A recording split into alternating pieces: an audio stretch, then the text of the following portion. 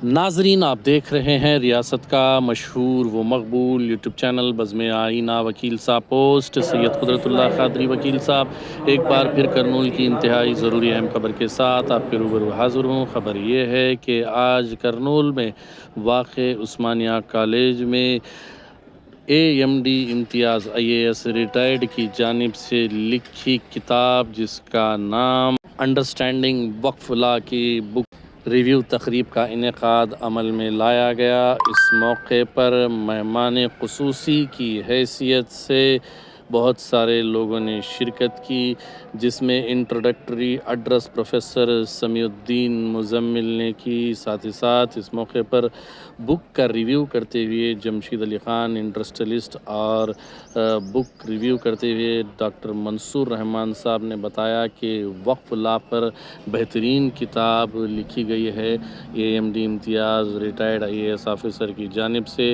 इस मौके पर जमशीद अली ख़ान ने बताया कि IAS ऑफ़िसर रहते हुए AMD इम्तियाज़ साहब ने रियासत की तरक्की के लिए, समाज की तरक्की के लिए और लेबर की तरक्की के लिए, इंडस्ट्रीज़ की तरक्की के लिए GST वग़ैरह पर बहुत बड़े काम अंजाम दिए हैं जो भुलाए नहीं जा सकता।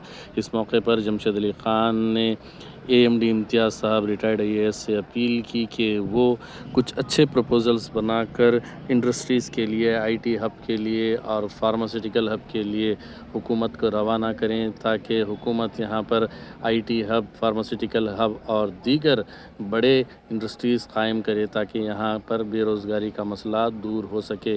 इस मौके पर श्री वेंकटरामी रेड्डी गारू IPS ने भी खिताब किया और श्री के राजशेखर रेड्डी ने भी खिताब किया। इस मौके पर ऑथर AMD इम्तियाज़ रिटायर्ड IAS ने बताया कि उन्होंने किस तरीके से किताब लिखी है, किन वजूहात पर ये किताब लिखी है और इस किताब में क्या क्या बयान किया गया है, तफसील से बताया गया। Vote of thanks doctor Syed Samiuddin Muzammil principal Osmania college ने पेश किया। आप देखिए ये खुसूसी रिपोर्ट। सैयद कुदरतुल्लाह क़ादरी वकील साहब को दीजिए इजाज़त। अगर आप हमारे चैनल को अब तक सब्सक्राइब नहीं किए हैं तो ज़रूर सब्सक्राइब करें, लाइक करें, शेयर करें, कमेंट करें, बेल बटन दबाना ना भूलें, ताकि लेटेस्ट वीडियोस आप तक बआसानी से दस्तयाब हो सके।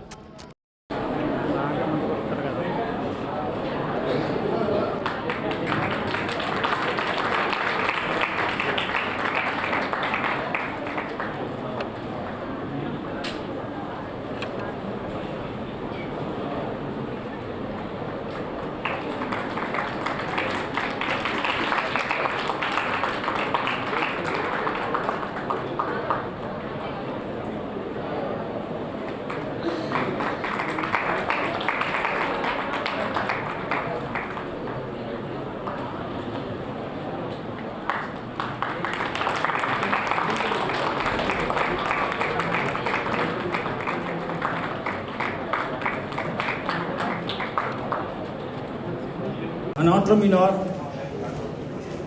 Mr. Jamshid Ali Khan Sahab.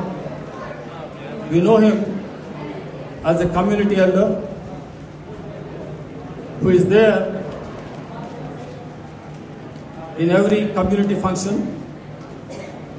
Though he is a businessman by profession, he is widely known as an analyst. He and his analysis always hits the bullseye, whether it is election prediction or any predictions about trade and commerce. Bingo, his prediction is right. And he has a taste for law and legal matters. So, Imtiaz Sahab has thought it wise to have him to review his book. I welcome you also, Mr. Jamshid Ali Khan Sahab, to today's function. और हाजिरान जलसे को जमशीद अली खान अपना सलाम पेश करता है। रात के अंधेरे से दिन का उजाला निकालने वाले मेरे अल्लाह ताला के नाम से शुरू करता हूँ, जो रहमान व रहीम है।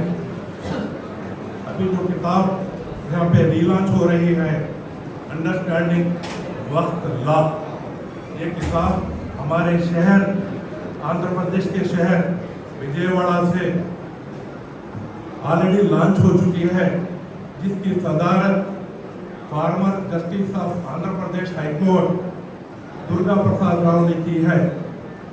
और इस किताब को ताउन करने वाले कोई नहीं, हिंदुस्तान के फार्मर चीफ इलेक्शन कमिश्नर जनाब यसवाई कुरैशी साहब हैं।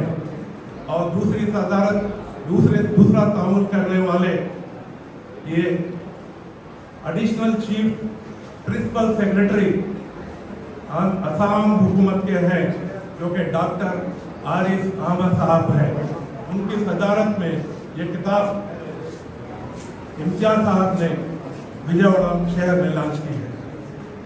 जैसे ये रेगिस्तान में, तपते रेगिस्तान में जब किसी को प्यास लगती है तो आपको महसूस होगा कि वो क्या है। वो शख्स एक कुएं को या एक झरने की तलाश करेगा। जब उस शख्स को एक कुआं या झरना नजर आ जाएगा और वो अपनी प्यास बुझाता है, तो जो खुशी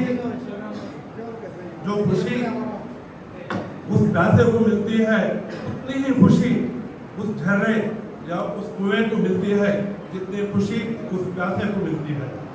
इसी तरह जब कोई एक किताब लिखता है, तो जब आप लोग उस किताब को पढ़ते हैं, उसको समझते हैं, उसको अंडरस्टैंड करते हैं, अपने ख्यालात को उससे क्लियर करते हैं, तो जो खुशी आपको मिलती है उतनी ही खुशी उस किताब के लिखने वाले को मिलती है। और वो है जनाब AMD इम्तियाज साहब, रिटायर्ड प्रिंसिपल सेक्रेटरी और for a short period chief principal secretary to the government of Andhra Pradesh. अब इस किताब के रिव्यू के लिए हमारे मंसूर साहब ने बिल्कुल साफ मुद्दों में समझाया है। मैं आपके सामने ये बताना चाह रहा हूँ कि दुनिया में कई समंदर हैं, उससे सबसे गहरा समंदर है पैसिफिक ओशन बोलते हैं जिसकी गहराई बहुत ज़्यादा है। और उस गहराई में भी एक ऐसा पॉइंट है जिसको चैलेंजर पॉइंट कहते हैं। उस पॉइंट की गहराई 36,000 फुट की होती है, जिसमें एक हिमालय का जैसा पहाड़ भी डूब जाता है। तो मैं इससे ये बताना चाहता हूँ कि इस किताब को रिव्यू करने में जो होता हम पैसिफिक ओशन के चैलेंजर पॉइंट पे लगा के डुबकी लगा के एक मोती को निकालते हैं, उस मोती को निकालने के बराबर इस किताब की वैल्यू है। जब इम्तियाज साहब प्रिंसिपल सेक्रेटरी जैसे आंध्र प्रदेश हुकूमत में जब आप प्रिंसिपल सेक्रेटरी जैसा सर्विस कर रहे थे, तो आपके ख्यालात आप हुकूमत आंध्र प्रदेश को पेश करते थे। कई आपके प्रोजेक्ट्स आंध्र प्रदेश हुकूमत ने इम्प्लीमेंट किए हैं, जिसमें से एक प्रोजेक्ट था विमेन एम्पावरमेंट का। जो यहाँ पे ख़वातीन बैठे हैं उनको मालूम होना चाहिए कि विमेन एम्पावरमेंट के लिए इम्तियाज साहब ने कई प्रोजेक्ट हुकूमत आंध्र प्रदेश को दिए हैं। और ये आंध्र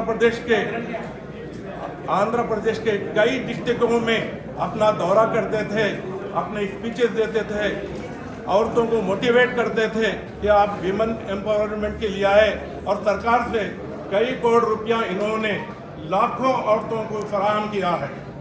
और दूसरा, जैसा हम जानते हैं, हमारा स्टेट आंध्र प्रदेश डिवाइड होने के बाद एक गरीब स्टेट है, साउथ इंडिया में सबसे गरीब स्टेट है।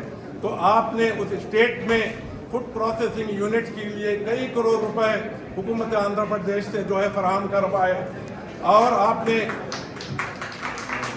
आपने फिश कल्टीवेशन के लिए आपने कई जो है स्कीम्स दिए हैं। प्रॉन कल्टीवेशन के लिए, फूड प्रोसेसिंग के लिए, फ्रूट प्रोसेसिंग के लिए और वेजिटेबल स्टोरेज करने के लिए आपकी मैं एक मीटिंग शहर कर्नूल कलेक्ट्रेट में भी अटेंड कर चुका हूं और मैं आपकी काबिलियत को देख चुका हूं। तो मैं ये बताना चाह रहा था कि आपके जो खिदमत हैं, जब वैट सिस्टम हिंदुस्तान में जो है अमल में आ रहा था, तो उस वक्त आपने वैट सिस्टम का लगभग मेरे ख्याल से 30-35% प्रोजेक्ट आपने किया है अपने हाथों से। और उसके साथ साथ जब GST का भी जो माहौल आ रहा था, तो पब्लिक में जो बेचैनी थी, उसके लिए भी आपने कई प्रोजेक्ट्स अपने जो है मरकजी हुकूमत को दिए हैं। उसकी वजह से हाल ही में आप देखे होंगे कि हिंदुस्तान का जो बजट था 53 लाख करोड़ रुपए का, तो उसमें से बगैर जो है मुश्किल के 21 लाख करोड़ रुपए जीएसटी से हासिल हुए हैं। उसका सिला जाता है ये इम्तियाज साहब। और मैं आपसे ये बताना चाह रहा हूँ कि कई प्रोजेक्ट आप ऐसे, और एक चीज़ बगैर बोले के मैं रुक नहीं सकता।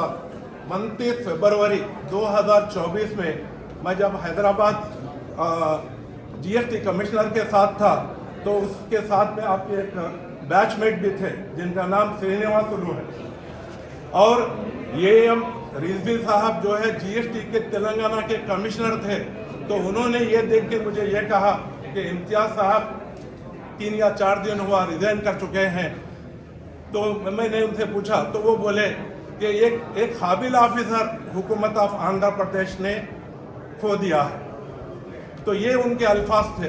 तो मैं सवाल किया किस लिए आप कह रहे हैं, तो वो बोले कि जब स्टेट डिवाइड हुआ तो तेलंगाना के पास पूरे इंडस्ट्रीज आ गए और आंध्र प्रदेश के पास में सिर्फ एक भुट्टा हाथ में आ गया। तो उन्होंने कहा कि 60,000 करोड़ का रेवेन्यू तेलंगाना स्टेट जीएसटी के तरफ से दे रहा है और आंध्र प्रदेश 32 से 33,000 करोड़ का रेवेन्यू दे रहा है। अगर यही एएमटी इम्तियाज एडवाइस करते रेवेन्यू के लिए, तो आपका जो स्टेट है वो तेलंगाना स्टेट से भी आगे होता। ये उनका मानना था। जो आदमी बदपीछे तारीफ करता है वो वाकई तारीफ के काबिल होता है। तो मैं आपसे ये गुजारिश करता हूँ, जिस तरीके से आपने ये किताब लिखी है, इसी तरीके से आप अपने प्रोजेक्ट भी मौजूदा हुकूमत को फॉरवर्ड करें, मौजूदा हुकूमत को समझाएं, बताएं कि ये प्रोजेक्ट से आंध्र प्रदेश का इतना फ़ायदा होता है। तो मैं समझता हूँ कोई हुकूमत ना नहीं कहेगी और आपको सर आंखों पे बिठा के आपके प्रोजेक्ट को ले लेगी। और दूसरा, आपका एक ख्याल था कि आंध्र प्रदेश में हर साल 5 लाख ग्रेजुएट्स जॉब मार्केट में आते हैं। 1 लाख 2 लाख नहीं, 5 लाख ग्रेजुएट जॉब मार्केट में आते हैं। तो आपका ये मानना था कि इस 5 लाख में से 2 लाख को तो कम से कम एम्प्लॉयमेंट मिलनी चाहिए। तो मैं आपसे ये गुजारिश करता हूँ कि ये प्रोजेक्ट पे भी आप काम कीजिए। इसका प्रोजेक्ट भी आप जो है हुकूमत आंध्र प्रदेश को दीजिए। तेलंगाना वो स्टेट है जो आईटी सेक्टर में 10 लाख नौकरियां देता है। 10 लाख लोग तेलंगाना में जॉब करते हैं और हमारे बच्चे तेलंगाना के रूमों में जाके, हैदराबाद के रूमों में जाके, इधर इस तरफ में बेंगलुरु में जाके, पुणे में जाके अपनी किस्मत आजमाते हैं, चेन्नई में जाके आजमाते हैं। और आंध्र प्रदेश में सिर्फ 45 से 46 हज़ार जो है आईटी जॉब्स हैं, यानी 25 गुना ज़्यादा जॉब तेलंगाना में है। तो मैं आपसे ये चाहता हूँ कि ये भी प्रोजेक्ट आप दीजिए।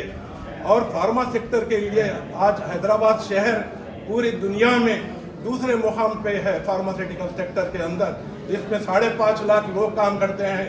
मैं ये चाहता हूँ कि हमारे स्टेट के अंदर भी फार्मा हब बनाया जाए, आईटी हब बनाया जाए, इलेक्ट्रॉनिक हब बनाया जाए। रायलसीमा में एक इलेक्ट्रॉनिक हब बनाया जाए, एक फार्मा हब बनाया जाए, एक आईटी हब बनाया जाए, एक इंफ्रास्ट्रक्चर का हब बनाया जाए, एग्रीकल्चर की ट्रेनिंग दी जाए, ताकि तमाम आंध्र प्रदेश को आपसे फ़ायदा हो। इससे मैं मेरी तकरीर को ख़त्म करता हूँ। शुक्रिया। ఈరోజు కర్నూలు నగరంలోని ఉస్మానియా కాలేజీలో సెమినార్ హాల్లో నేను రాసిన వక్ఫ్ చట్టం, దాని మీద రాసిన పుస్తకం అండర్స్టాండింగ్ వక్ఫ్ లాస్ అనే పుస్తకం సమీక్ష ఏర్పాటు చేసుకున్నాం. మరి ఈ వక్ఫ్ చట్టం మనకు ఏదైతే 2025లో అమెండ్మెంట్స్ వచ్చాయో, దాని తర్వాత ఉన్న కొత్త విధి విధానాలు, ఏ విధంగా వక్ఫ్ ఆస్తుల్ని పరిరక్షించాలి, ఏ విధంగా కొత్త విధి విధానాలు ఉన్నాయి, ఏ విధంగా రిజిస్ట్రేషన్లు జరగాలి, ఏ విధంగా మనకు ముతవల్లీలు వారి విధులను నిర్వర్తించాలి, ఏ విధంగా వక్ఫ్ బోర్డ్ పవర్స్ ఉంటాయి, ఏ విధంగా వక్ఫ్ బోర్డ్ మెంబర్స్ నియమితులు అవుతారు, ఏ విధంగా ట్రిబ్యునల్ ఫంక్షన్ చేయాలి, ఇలాంటి అన్ని అంశాల మీద ఈ చట్టం వచ్చే ముందు ఏ విధంగా ఉండింది, ఇప్పుడు ఎలా ఉంది, వాటిని ఏ విధంగా మనకు ప్రభుత్వము, కేంద్ర ప్రభుత్వము ఉమ్మీద్ యాక్ట్ అనే ఒక మన పేరుతో తీసుకొని వచ్చి మరి చేసిందో దాన్ని సరళతరమైన రీతిలో నేను అందరికీ అర్థమయ్యేలా దీని మీద వక్ఫ్ అండర్స్టాండింగ్ వక్ఫ్ లాస్ అని రాయడం జరిగింది.